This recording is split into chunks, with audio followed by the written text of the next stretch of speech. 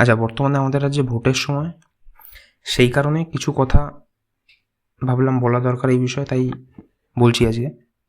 আমাদের যারা নেতা হয় তাদের আমরা প্রায়শই বুলি করে থাকি, ছোট করে থাকি, যে এরা চোর হয়, এরা গুন্ডা হয়, ইত্যাদি ইত্যাদি বলে থাকি। কিন্তু আসলে সমাজে যেটা চলে সেই সমাজের উপরেই বেস করেই কিন্তু নেতাটা তৈরি হয়। আসলে আমরা চাইছি এখন এই ধরনের নেতা, যে কিনা আমাদের ধর্ম নিয়ে উস্কানি দেবে, আমাদের এডুকেশন সিস্টেম থেকে দূরে নিয়ে যাবে, এন্টারটেনিং হবে। কারণ কি, যখন একটা নেতা আমরা চুজ করি বর্তমানে, কখনো তার এডুকেশনাল ব্যাকগ্রাউন্ড চেক করি না, তার কথা বলার ধরন চেক করি না, তার পাস্ট রেকর্ড কী আছে সেগুলো চেক করি না, তার যে ব্যবহার সেটাকে আমরা জাস্টিফাই করি না। আলটিমেটলি আমরাই তারা যাদের জন্য নেতারা, ওই সব নেতারা যাদের তুমি পছন্দ করো না, তারা ওখানে কিন্তু গেছে। স্বাধীনতার সময়ে ভগৎ সিং বা ক্ষুদিরাম বসুর মতো ইউথ ছিল বলেই সেখান থেকে নেতাজি সুভাষচন্দ্র বলে একজন বেরিয়ে এসেছিলেন। তোমাদের কি মনে হয়, আমাদের মতো ইউথ থাকলে ওখান থেকে বেরিয়ে আসতো নেতাজি বলে কেউ? তখনকার সমাজ এবং যুবকরা ছিলই বিপ্লব আনার জন্য, তাদের রক্তের মধ্যে সেই জিনিসটা ছিল যে আমরা কারোর গোলাম হয়ে থাকবো না, আমরা স্বাধীনভাবে থাকতে চাই। বর্তমানে আমাদের রাজ্যে যে ভাতার কালচার সৃষ্টি হয়েছে, আসলে ভাতা দেয়া তো খারাপ না, যার প্রয়োজন তাকে দেওয়াটা ঠিক আছে, কিন্তু যার প্রয়োজন নেই, যেমন আমার মতো একজন ইউথ, তার প্রয়োজন নেই কিন্তু তাকেও দিচ্ছে ভাতা। তার ফলে তার মধ্যে কিন্তু কাজ করার যে চিন্তাভাবনা, যে আমারও কিছু করতে হবে বা ইত্যাদি, সেটা কিন্তু সেখান থেকে শেষ হয়ে যাচ্ছে। আমাকে যে এমপ্লয়মেন্ট দেওয়ার কথা, সেটার জায়গায় যখন আমাকে ভাতা দিয়ে স্যাটিসফাই করে দেওয়া হচ্ছে, তখন আমার সেইটা করার সেই আকাঙ্ক্ষাটা কমে যাচ্ছে। এটা আমি কোনো নির্দিষ্ট পলিটিক্যাল পার্টিকে ইঙ্গিত করে বলছি না, প্রত্যেকেই সব জায়গায় তাই চলছে। এখন এমন একটা সময় এসে কোনো পলিটিক্যাল দলের ব্যাপারেই কোনো পজিটিভ জিনিসই খুঁজে পাচ্ছি না বলার মতো।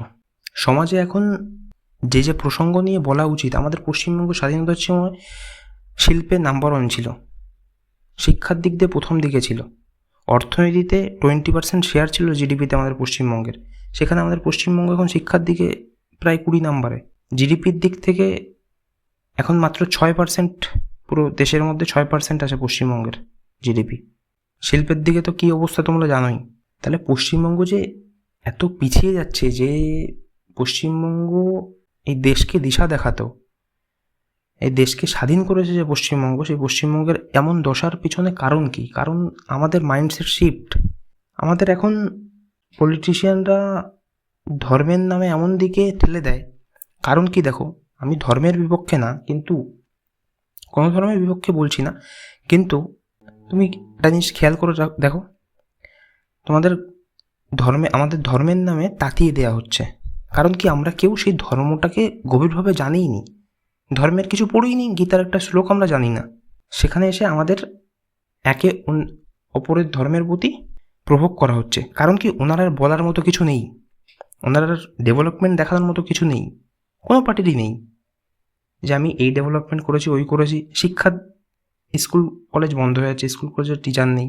স্বাস্থ্যের দিক থেকে যে কোনো হসপিটালে গেলেই তুমি অবস্থা দেখতে পারবে কেমন স্বাস্থ্য ব্যবস্থা এখন। সুতরাং আমি বলতে চাইছি যে আমাদের যে ওই জিনিসগুলো, যেগুলো আমাদের মূল প্রশ্ন হওয়ার কথা ছিল, সেগুলোকে ডাইভার্ট করে এই সব ধর্ম ইত্যাদি ইত্যাদি বিষয়গুলোর মধ্যে ঠেলে দেওয়া হচ্ছে। হিন্দুদের বলা হচ্ছে মুসলিমরা তাদের দমন করছে বা ইত্যাদি। আচ্ছা, আমি একটা কথা বলি, এই যে কথাটা বলা হচ্ছে মুসলিমরা ইত্যাদি, যে বিষয়টা, আসলে এখানে হিন্দুদের কেন সেটা বলা হচ্ছে?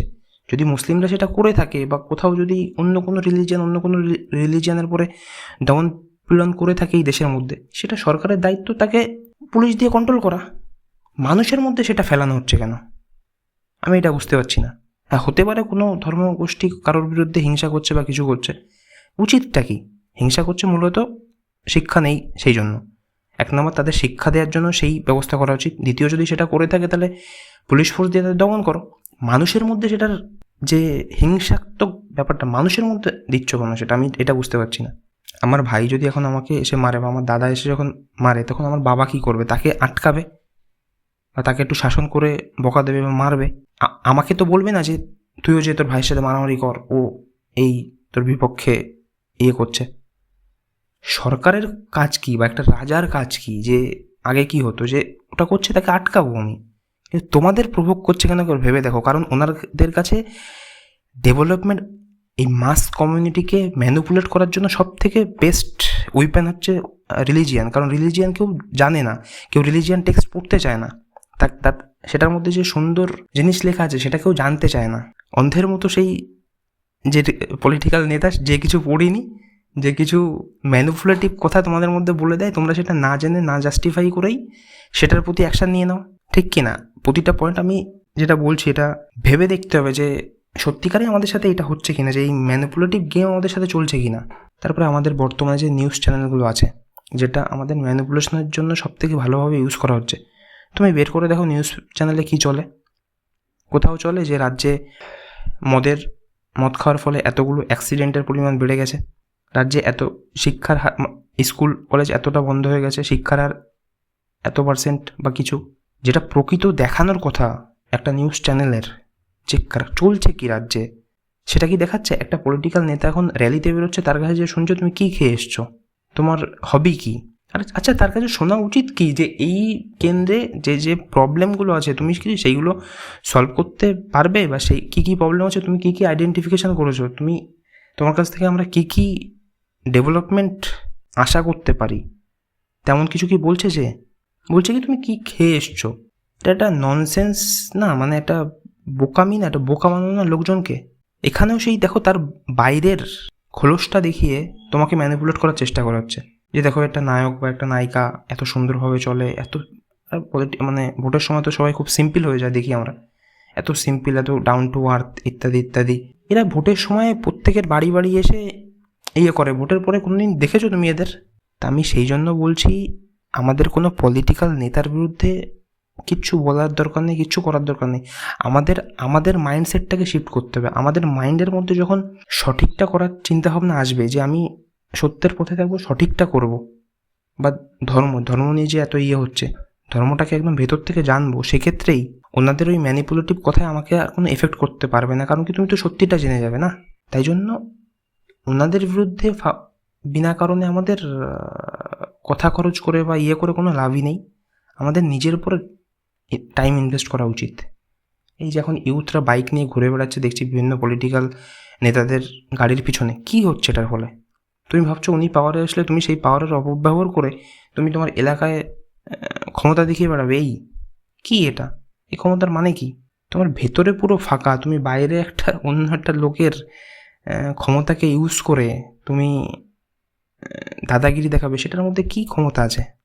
স্বামী বিবেকানন্দ এমন উচ্চতায় পৌঁছেছিলেন, মানুষ এমনি তার সামনে মাথা নত করেছিল, তার ক্ষমতার জন্য না, মানে যে সে খুব, যেমন আমরা পলিটিক্যাল, মানে তার যে দাদাগিরি বা সে একটা ইয়ে, তার জন্য না, তার জ্ঞানের সামনে মাথা নত করেছিল।